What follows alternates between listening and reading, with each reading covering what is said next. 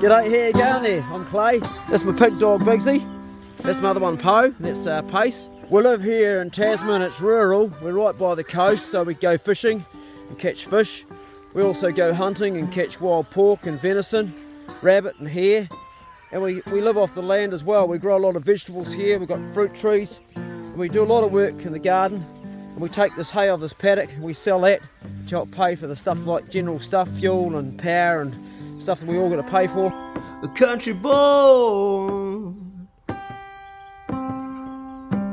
living off the land.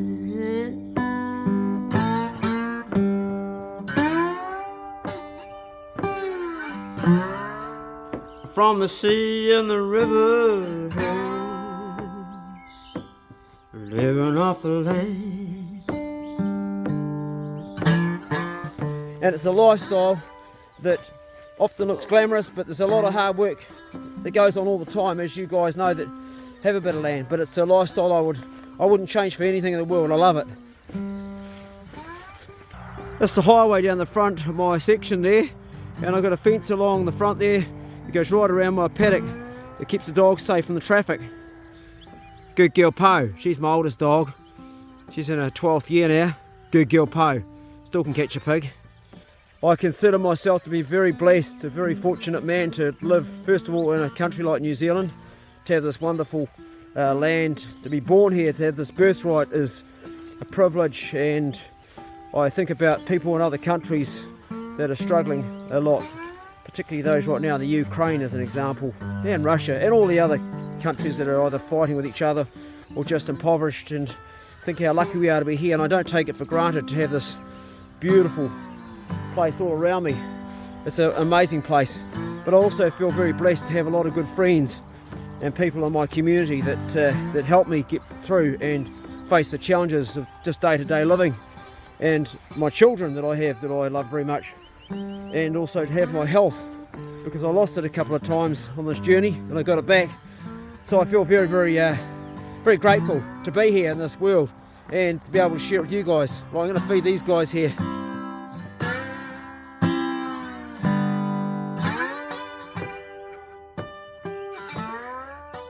I feed my dogs a mixture of stuff. Fish that I catch, a lot of the stuff that's left over, they get that. I give them home kill, that could be left over from sheep, or if I shoot a hare or rabbit, what's left over that. I give them the offcuts of venison and deer, like anything, the hocks off a deer and anything that's left over from that there, and also pigs, like stuff that's left over. And just for convenience sake, I feed them a lot of this possum because it's actually made out of possum, it's got a lot of good stuff in it. But not just that too, they get eggs, anything else leftover scraps from dinner. But this is the go-to, this is their staple. You know what time it is, don't you, Poe? You know what time it is, eh? Yeah. You know what time it is, don't you? You good girl, wait for it. Wait for the command. No, wait for the command. Poe, sit. Good dog. Eat up. She can eat that in her cave. Wait for it. Eat up. In your box. I feed Bigsy by hand because he's just a pig. Eat up. One piece at a time. Eat up. Just eat it very slowly. We do this. Nah, leave it. Wait for it. Wait, no. No. Eat up. Just teach him to go very slow. Leave it. Leave it. Eat up. We need some manners here. Leave it. Leave it. Leave it. Eat up. You can see here he's just so food obsessed, so we go very slow. We'll carry on with that there. Eat up. Good boy. You're a good boy. Eat up. Eat up. Yes, good enough. Nice and slow. Don't want this too close to my fingers, buddy. Here's the tail thumping on the deck. I was going to take him pig hunting this afternoon, but I just think we might give it a break. We've only got 2 dogs right now. Pace has got a sore pad. That's all, mate. She's all gone now. It's all gone. There we go. Good boy. This is Tarquin, a male cat. Belongs to Margaret. So I've gifted this houseboat to Margaret and Hillary, who live here on the land, as a place for them until they get their own place. Margaret's actually in a camper van right now, and my friend Arb's doing some repairs on this. That's why this is all taken out. It'll be put back. There's a few leaks, but they're away overseas, so my brother Tristan and me are looking after Tarquin. I come down here and this cat sits on my knee and it just purrs and it feels really good. So when you have an animal sitting on your knee or you're patting an animal, you get something called oxytocin, which makes you feel good. It's the same thing that you get when you're eating lots of food or you hug somebody, and it's also really, really good therapeutic for your health. And if you've got any pain, physical pain, it really helps with that. I have chronic back pain, so I put Tarquin on my hip and I come down here and I find that my back feels a lot better. I don't have that sciatic pain anywhere near as bad. And he purrs away. He doesn't even know he's healing me. Do you, mate, eh? His little motor's going all the time. Yeah, you're a lovely cat. I've never been a cat person until this cat here. That's right. He's purring. My dad built this houseboat. He built a couple of ferries. One that's still the Mapua ferry today, which ferries people from Mapua to Rabbit Island. Mostly people that are cycling. And this one here, which was called the Flat Bottom Floozy, which later he made into a houseboat.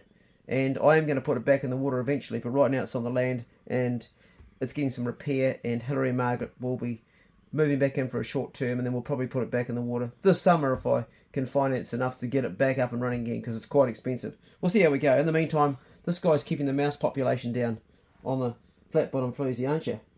Having a nice old pat there. I keep a mixture of sheep on the property, for wool and for meat. This is a Merino Lincoln Cross. This is a pure Aopa'a ram that Shane gave me. He gave me 3 and I've butchered 2. He's the last one. That's Creamy. She's the tamest sheep on the property, and she's a licorice all sorts. She's got all sorts of breed in her. That big fat thing there is a black face suffix, but he's not very black in the face, but that's actually what his breeding is. Look how fat his belly is. He's fading away to an elephant. That hogget behind him, that's a mixture of Aopa'a mixed with the Lincoln Merino. All of this is dead apple wood from the apple trees when this used to be an orchard. And we keep it for burning for firewood, but also for smoking fish and meat. I got a digger driver in to make this flat area, and this is where Margaret's going to put her house bus eventually. The house bus is still a work in progress, but it is happening, and when it's finished, she's going to park it right here, which would be an awesome place because it means that she'll get the sun when it rises from the east up here, the first sun in the morning, and she'll be able to watch it go right across the sky and arc and set in the west over there by Mount Arthur. These are my neighbour's sheep. Such an interesting paint job. That's also a black face there as well. That one actually has got a black face. Yeah, they're interesting looking sheep. Very expensive. These guys are pedigree. They're something like $1,200 or $1,300 each, I believe. I've been shooting the pukeko because they've been killing my ducks and raiding my eggs and destroying my garden, so they'll be getting shot while they're in season. We eat those as well. We breast them out. I bought this boat hull for $500. I don't have a shed right now, but I have bought the timber to build a shed, and I've put a platform down, but I'm still trying to get a builder, and well, I've got a builder, but trying to get the consent sorted out for the council and the work to build it. It's a slow process, but when I do, I'm going to put this in it and I'm going to finish it off, because for $500, the people that started building this, they did it wrong. They put their fiberglass in, they haven't glassed over it, and it's got contaminated. But the hull itself is perfect, so I can fix it up and use it, because my other boat that I built it's end days. This is my main garden and it's huge. Even keeping my crops under these nets doesn't stop the birds from getting in there and having a crack at them. Most of them are protected, but they get hammered still. Rats have eaten my kohlrabi. They got chewed down. The rest is pretty good. Birds have got into that there. It's a battle, isn't it? This kale here, the birds eat, but they don't eat this one, so we can actually keep this out. And it used to be considered cattle fodder, but these days it's well known that this is actually highly nutritious, and it's got a lot of nitrogen in it, which is really good for us, so I eat that every day. This is one of my wasabi plots. For some reason the rats got into it this year and they ate some of the actual leaf, but not the wasabi rhizome itself. That's the rhizome there, that's the part that you eat, the wasabi, you grind it, and it sells for about $250 a kilogram. You can make the rhizomes bigger by taking the leaves off at the bottom And what this does is it increases the size of it. That one there's old anyway, I wouldn't eat that, but I will eat this one here because it's fresh. I grow my own citrus, limes and lemons and oranges, getting new growth even in winter, which is fantastic. This is a little orange tree. There's the classic Kefir lime that hasn't produced any fruit yet, but even the leaves you can use that in a salad. Delicious. This is my first year of getting a crop of citrus. I've never been very successful until now, and it's great because I love to have lemons. I'll let that one get a bit bigger. They're just good on everything, lemons. You have them on your salad. These raised beds have produced a lot. We've got strawberries in here. Originally I had watercress in here. Now I've got some spring onions I've grown. And that's Super Duck down there, and that's Ducky. Ducky's 21 years old, probably the oldest Muscovy in the southern hemisphere. And that is probably the biggest female, just shit while I'm talking about it. Yeah, that's the biggest female pekin I've ever had. I've raised her actually in my bedroom. Well, she came out of an incubator, and then she was a single one that came out, and she's something else. She's a big, fat Pekin duck. These mussel boys have holes in the bottom of them, and they are so good at growing stuff. This is sorrel here, the plant that keeps on giving and giving and giving. It's almost like a peppery, sort of lemony taste. Very good for you. High nitrogen. I have about half a dozen leaves of those every day, and this plant just has been providing for about 4 years now. This is a plant that Margaret gave me 4 years ago. I planted it and it's been growing ever since, and we just keep picking it. This is one of the many types of sage you can grow, and it's a beautiful flower, really just a lovely flower, and it's nice to have something flowering in the winter time. It gives the bees something else to go suck on, a bit of pollen to get for making the honey, and we've got bees on the property. And this is what happens if you don't harvest your lettuce. They seed, and that's exactly what these guys are supposed to be doing. You can see the seed on the top here. So we'll be getting our own lettuce seed from these two varieties, just letting them do their thing, leaving them. We have actually been chomping a bit on the bottom, but we've been letting them go like this. So seed's important to have. Doesn't look like much, it's died off now, so we can actually start to harvest it, but there's lots of yams underneath here. You dig down, you'll find heaps growing in the garden. There's just some all ready for eating. And the sparrows have given this bok choy merry how. Look at this. We've lost a lot of the crop. Not all of it. I'll take some for lunch date. So a lot of the goodness is actually in the stalk, as much as there is in the leaf. They haven't killed all of it, but man, they sure thrashed a fair bit of it. And bok choy is one of my favourite leafy greens. You use it in a salad just like it is, or you can steam it and put it in a stew, or cook it, or stir fry it, whatever you want to do, saute it. That's Limpy. He's the oldest drake on the property, and I think he's on his way out. The flies are hanging around him. He's not pruning himself. He's not keeping himself clean. I think we're probably going to take his head off soon and take his feathers off and eat him. I think his days are done. He's just slowing right down, and when a duck stops looking after itself like this guy is, they become dirty. They're not quite firing on all cylinders. He just doesn't look the part, does he?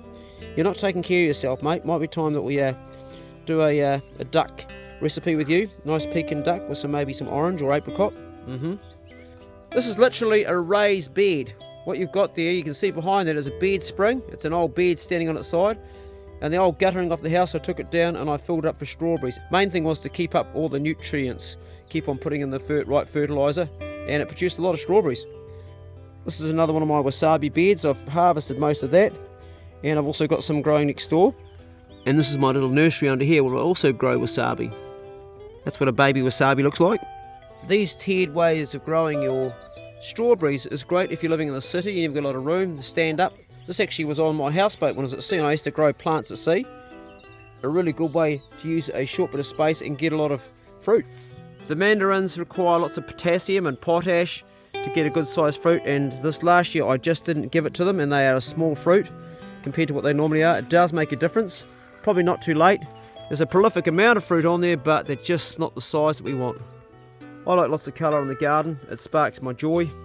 Just these flowers to have around. I see them every day when I'm out here. It just makes me feel good. My brother Tristan and I have just planted garlic in here. All our garlic's in there now.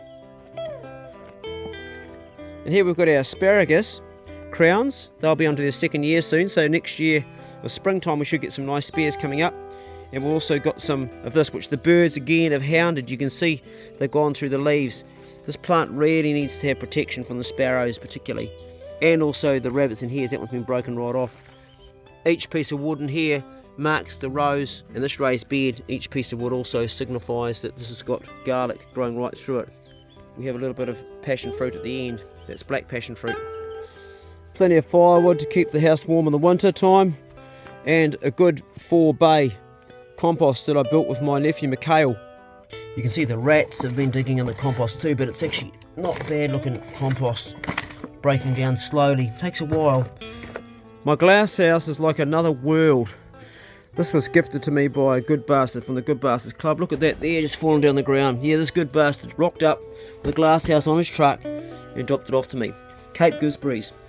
I took the cutting of this plant when I was doing some reconnaissance to do a primitive video, and I found these when I was on the coast, and I thought I'll try and put a cutting in a pot plant. So I did, this one here, and it's just gone wild. It loves the glass house, and we're getting all this beautiful fruit from it. Cape gooseberries are an antioxidant. They taste good, high in vitamin C, absolutely delicious. There's no thing on this planet that tastes like a Cape gooseberry other than Cape gooseberries. Look at that, they are divine. Oh, there's just nothing like them in this world except Cape gooseberries. They're like little lanterns growing. Look there, and inside each little one is a fruit. That one's still green. They just about fall on the ground when they're ready, so if you shake them, they come off. You don't pull them too hard when you're picking, because the ones that don't come away, that one comes away easy. They don't come away, they're not ripe. They'll come away if they're ripe. They just fall off, like this is falling off, and that's falling off very gently. Oh, it's so good. And having them in a glass house, it can stay a bit longer. Having the glass house means that the birds don't get in and predate on them, so we actually get to eat them, which is another bonus. Such a nice fruit to have. If you want to grow these yourself, you can get them at Bunnings in New Zealand, and you can also get them at the mega store. If they haven't got them, just ask them to order them for you, and you can plant them in your glass house or in a place that's warm, good drainage. They go okay in sandy soil. They don't like clay so much, although these guys were actually growing in clay when I found them, so maybe they do. Well worth putting in. You can make jam out of this here. You can just eat them like I do, just like go out and eat them just for a nice treat. So sweet. And you've got a plant that's actually producing something that's really good for you. The ORAC value of these is really high. Most gooseberries do have a high ORAC value. The highest ORAC value, or the vegetable with the highest ORAC value, is actually amla, which is the Indian gooseberry. These aren't too far behind though. So in the winter you want to be eating lots of these. Keep your vitamin C up and keep those colds and flus away. Build your immune system, so you're not having to take lots of drugs and stuff and pharmaceutical stuff to fight something which nature can actually provide for you naturally. How many people are growing capsicums in winter time? Or is that a pepper of some sort? It looks more like some sort of a pepper, but I'm going to say capsicum. The Americans call them bell peppers. We'll take that though. Generally not supposed to grow broccoli in the glass house, but this is actually growing, believe it or not, in this pot here. I was supposed to plant it out, and it's one that never got planted out, and it's actually growing right here. These are all out of pot plants. They're supposed to be planted out. We just didn't get around to planting them, so they're growing in here. We'll just eat them straight from here. Super Duck loves the Cape gooseberries and even eats the skins of them. Hey, Super Duck. Super Duck. Want this? Here, mate. Wrap your laughing gear around that. She eats the whole lot. Tail's wagging. She's happy. Happy duck. I've put a lot of work into this winter garden here. These are my winter beans, and they're doing pretty good. Again, the sparrows have thrashed the spinach, absolutely thrashed it. Although the good old silver beet seems to have stood up pretty well. Just some of the leftover jaws of my hunting days of pigs I've killed. You probably figured by now I'm pretty passionate about wasabi. One of the reasons is I used to have a Japanese girlfriend who I loved very much, and she loved sashimi, so I got no greater pleasure than going out fishing on my Dad's old Prowler 13 kayak and catching some kingfish or some kahawai and bringing it back to her, but also giving her some of this stuff here. And this is another plot here. We would do the wasabi with the fish, and it brought her great joy. I still enjoy the wasabi, but it's not quite the same when you don't share it with someone that you love, is it? Although I do share it around to plenty of people I do love, but that was a special thing I used to share with her, and I've got some fond memories of that. These are Super Duck's eggs. This is her little nest here, and I'm just leaving it right now because they are fertile. She has been mating with old Limpy, but I'm not sure if we're going to have any joy. The Pukekos have killed all my ducks that have fledged so far, or ducklings at least. We'll see how we get on with these. This front door is literally the original old front door of the farmhouse, and now it's for the chicken house. These guys here produce eggs, and that's their house in there, but they don't live in here. I'll show you where they live. This is just a small part of their whole operation. That's the original chicken shed there, and when I inherited this property, well, I didn't inherit it, I bought it, but I rented it for like 13 years. I decided when I actually would own it, eventually I would make a big paddock, and you see it's fenced off. My son Yona fenced this off, goes right down to there, so the chickens have all that free range, and then they go up into the back, and behind there is where the actual place is where they lay the eggs, so they've got all that there. After renting all these years, this place, eventually it came on the market and I bought it, and the house that I bought with it had no value. In fact, it needed to be taken down. It was going to cost $25,000 to remove it. What I really wanted was I wanted this bit of native bush, and it wasn't part of the boundary. It actually was the next property, so I got them to change it a bit, so that included this, and they moved the boundary, so I lost a lot of the north facing and what would be considered the valuable part for real estate. I forfeited that to have this native bush at the back, which isn't valuable, but it's something that I just love, the native bush, because I figured, what the hell, I'm not going to sell it, and I'm going to make it a place, and it's given me a lot, that native bush. I can go down there and I can harvest wild mushrooms, particularly woodier mushroom grows down there. This old kelp Bedford truck I bought 20 years ago, and now it's used as a place for young fellas that need a place to sort of get through if they're going through a tough patch or something. They can stay in there, but we also have now built a new place that's even better. And that's this little whare here, which has got a mezzanine floor upstairs and downstairs. Currently my brother Tristan's living in there until he sorts himself out with where he's going to go next in life, but he's having a break, so I've made that available for him. Because the old farmhouse is not rodent proof and it leaks and it's very cold and it's not insulated, it's not really livable, and I had a recording studio and a place for doing music and everything in there, but it just wasn't working. The rats were eating the wiring and we just couldn't do it.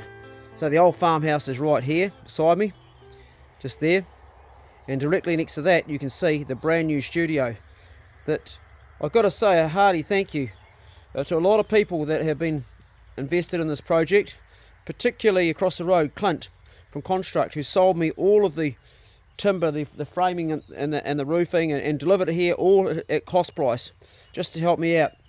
Unbelievable generosity. It would have cost a lot. Well, we would have been able to actually even afford it. Right now we're at the stage where we're ready to put carpet in here. We've got a air conditioning unit up there because it's quite cold here. It's only got windows in the front. It's in this bush all around.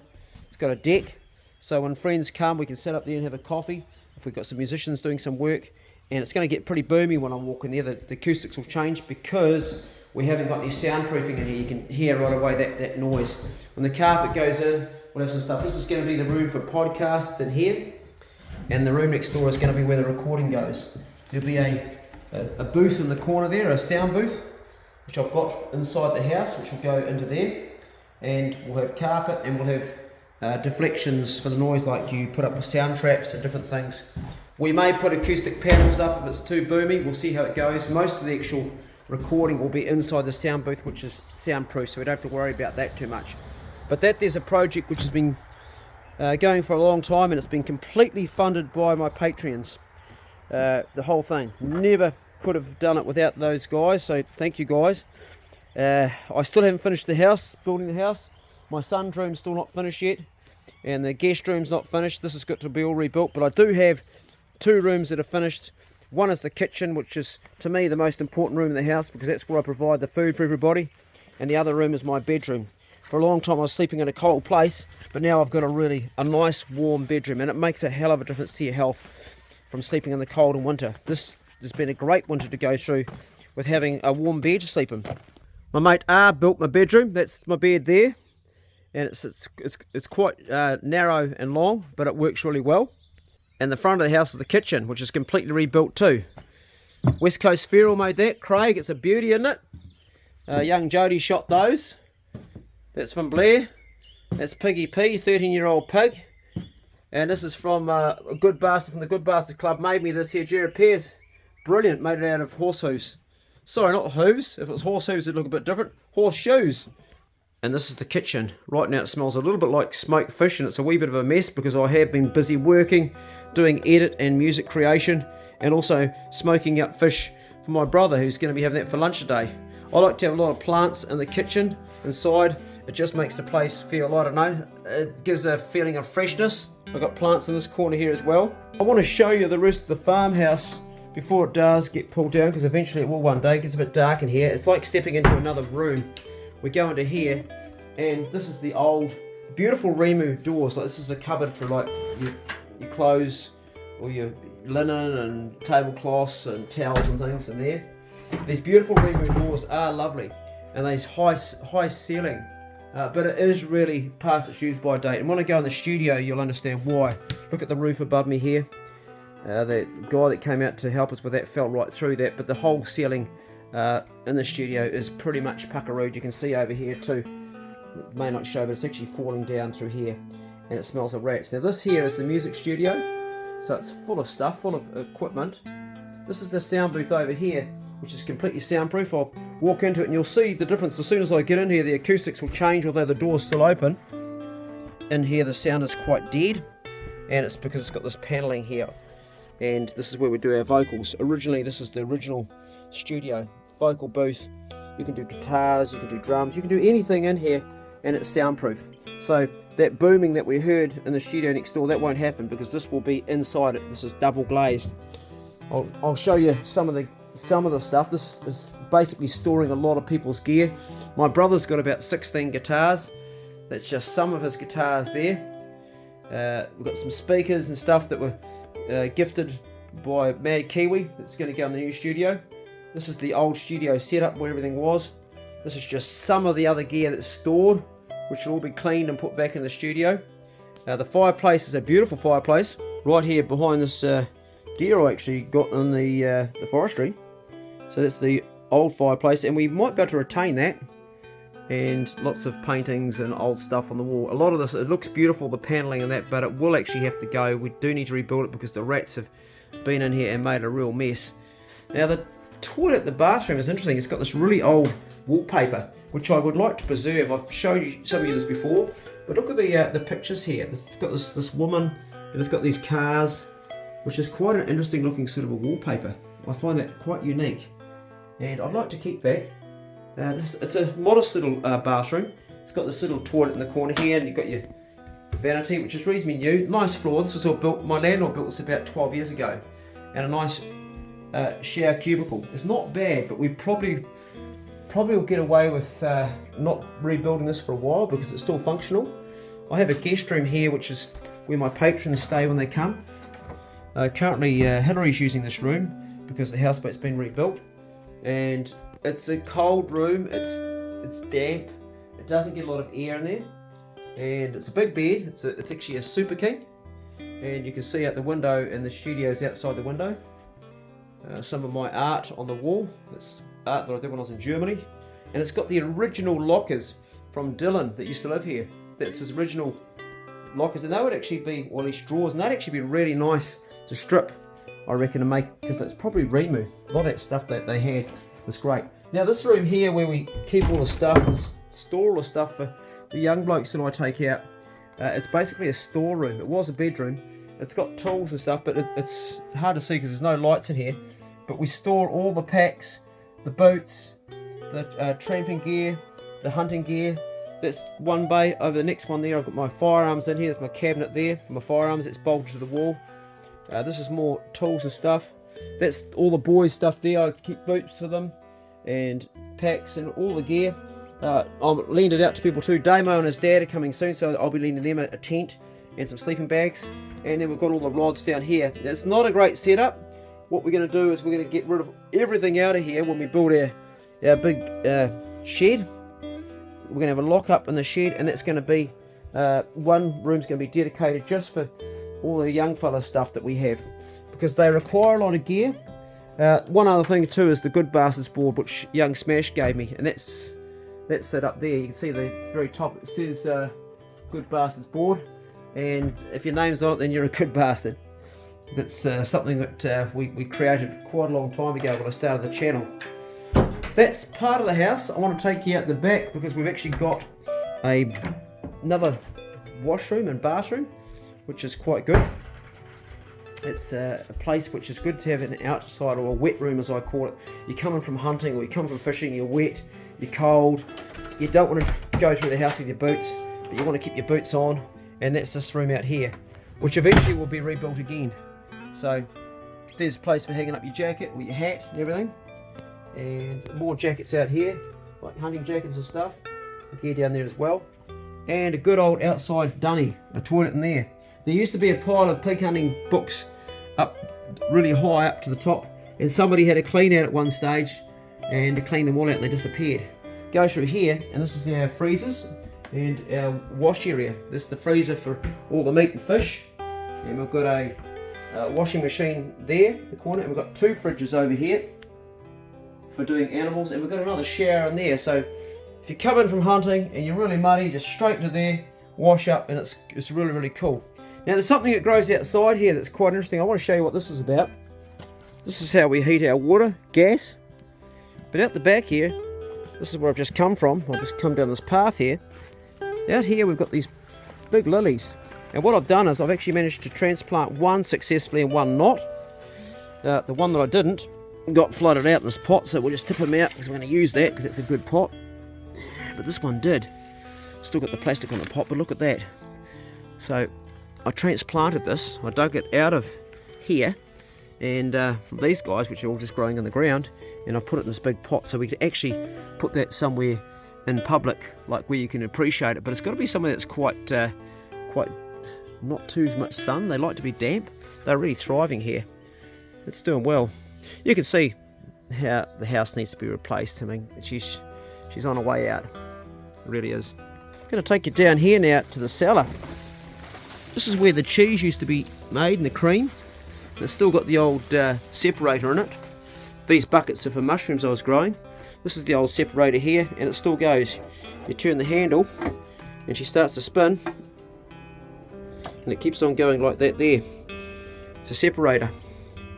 Goes in the top there. But now it's a storage space for stuff, and not much. I hang animals in here. There's a gamble for hanging pigs. And I've done some mushrooms in here, but my mushrooms failed.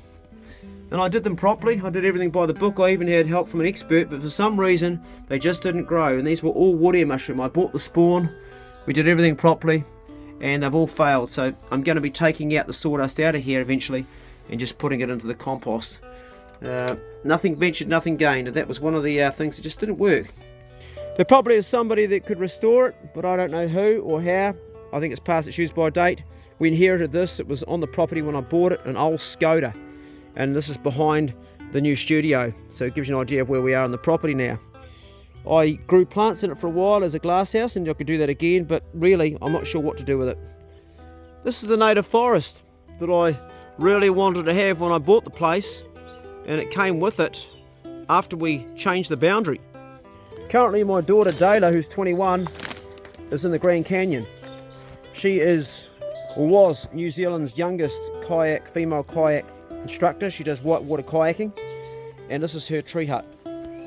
She's the most adventurous person I know. As a father, I worry about her sometimes because she goes over some crazy places, some crazy waterfalls. After we lost my nephew Mikhail, who tragically drowned last year at Maria Falls, Data went up there and properly went over that fall in her kayak about 7 times, basically to say fuck you to the waterfall. But that's just a mild one compared to some of the stuff she's gone over. She's doing pretty much grade 5 all the time. This is her space up here, so when she comes and stays, she has a place to stay, and she's got it so that her bed is actually right over where the hole is where you come up here. It was set up differently, and her bed's on top. That's my girl there, and her friends on the wall, and some of her stuff. And what a place to live. She's got a paddle in the corner there, a little book, this little window. It opens up to look out down on all that native bush down there. A nice place to wake up in the morning. I need to get up and clean those leaves out of the roof, let more light through. I'm not sure if you other parents do it, but occasionally I come in here when I'm missing my children. I'm missing my daughter, I come in here, I know this is her space, and I just think about her and reminisce on all the amazing memories I have, particularly when they're younger, like that age from sort of, well, I don't know, 5 through to sort of 10. It was a magic time, and they weren't till like full of those hormones making them into angsty teenagers. They were just lovely children. I mean, my kids were lovely teenagers too, but it was a special magic time, and I reminisce and I just think of those memories of that love, of being a family and together. This is the original old shed, and it's absolute bulldozer material, really. I mean, it's just falling to bits. Look at that. One thing I store in here which I love is this beautiful surfboard, and my dream is to go surfing with my son when my health comes up to it. And I said to him, son, I'm going to take you surfing one day. I bought this for it, so I'm looking forward to that. And it's I think it's 9 is it? 9.9. It's a bloody beautiful mallee. And that stored there is the old surround for the fireplace, and I'm going to put that back in the house while we're building the studio and stuff. And Arb's uses it as a storage place for all the work that he's doing. This is the only finished shed that's on the property. Right now we're switching stuff from one place to another, so it's a bit of a mess. But my brother's got his bike and some of his stuff stored in here, and some tools. But my mate Arb, he lined the outside of it. It was just a pole shed, and he put this lining on the outside, which has been really good because it means it's a dry area where we can keep stuff dry inside. This old building, which is falling down, has been here forever. It used to be once upon a time like a place for people to live. It's actually it's fallen right over, and it's again bulldozer material, but I keep the hay in here for the animals, and it's just enough to the point where I either gonna pull it straight with a tractor and straighten it all back up, because the inside framing is actually quite dry. The only place it's gone is the front, whole front's gone, but it is crooked, so it would be a bit of work. Don't know if we'll do that or not sure.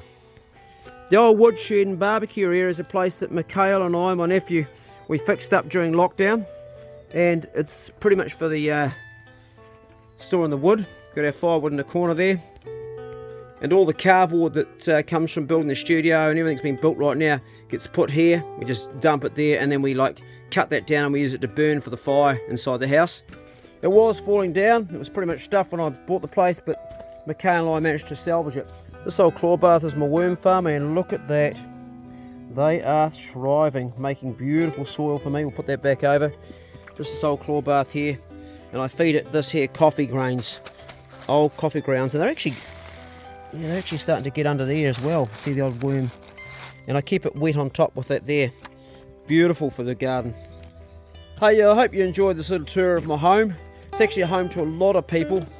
We've had many young men come and live here over the years. It's been a home to people who have been in a bad place, struggling with either mental problems or physical problems, or just down on their luck. I've had Adventure Dan lived here when he broke up from his fiancée, and I've had people that were going through rehabilitation, trying to get away from alcohol or drugs. And it's been a real therapeutic place for a lot of people who now got their lives back on track. Young Damo, who stayed in the whare, was the last guy here before my brother, and he's really back on track. He'll be helping other people out now, so it has been an area of healing for a lot of people. Anyway, good luck with your own home, your own whare, wherever you live, your bit of land, however you're doing it. I hope it is going well for you, and be good. At least try and be good. And if you can't be good, well, you know the story. Be careful. Right, I'm going to make some lunch. Actually, I'm going to make some lunch, and then I'm going to make some bread. I make my own sourdough bread here, and I will do another video on that soon for you guys, because people have been asking me about my sourdough. Let me just quickly show you before I disappear. This is what I'm growing it in here. That's the... I've got 3 of these, 3 containers, and I'm feeding that each day. I put a little bit of honey in to help it ferment and grow better, because it needs a bit of sugar. But that's a video for another day. Right, make some lunch. We'll see you later. Living off the land.